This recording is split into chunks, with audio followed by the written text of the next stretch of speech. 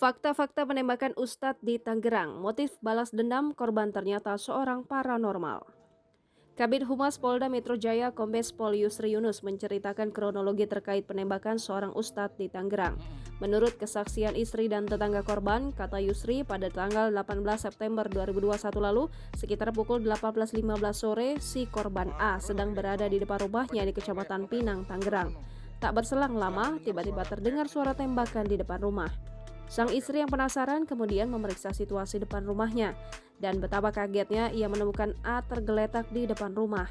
Korban lantas dibawa ke rumah sakit, namun naas di pertengahan jalan menuju rumah sakit, korban telah meninggal dunia. Atas kejadian penembakan itu, Yusri mengabarkan tim gabungan kepolisian melakukan penangkapan terhadap 3 oknum yang terlibat kasus penembakan kepada Ustadz di Tangerang ini.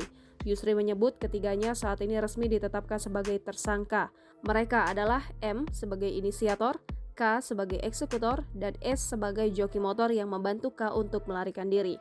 Dikabarkan Yusri, M yang merupakan pengusaha angkutan diamankan pihak kepolisian di Serang, Banten pada Kamis lalu.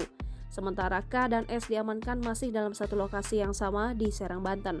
Selain ketiga tersangka tersebut, polisi saat ini juga tengah melakukan pencarian terhadap 1 oknum lagi yang statusnya masih DPO. Pada kesempatan yang sama pula, Yusri mengatakan bahwa A yang dikabarkan adalah Ustadz kini diketahui ternyata seorang paranormal.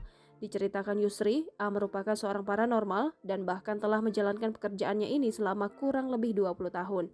Pada tahun 2010, A kedatangan seorang pasien yang ternyata adalah istri tersangka inisiator penembakan M. Istri dari M, kata Yusri, berencana ingin berobat kepada A. Menurut informasi dari tersangka M, istrinya yang dikabarkan datang berobat ke paranormal A pada saat pengobatan berlangsung malah disetubuhi A. Kabar tersebut akhirnya sampai ke M karena M menemukan pesan singkat di handphone sang istri. Namun sang istri mengelak dan menutupinya.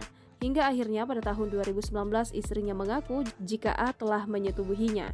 Mendengar pengakuan tersebut, M naik pitam dan bermaksud ingin balas dendam dengan A. Untuk itu, Yusri mengabarkan motif penembakan ini adalah karena ingin balas dendam. Tersangka M merasa sakit hati karena istrinya telah disetubuhi A. Sebelumnya, Yusri mengatakan pihaknya sudah memeriksa 12 saksi terkait penembakan itu. Yusri dan tim penyidik juga telah melakukan analisis rekaman CCTV.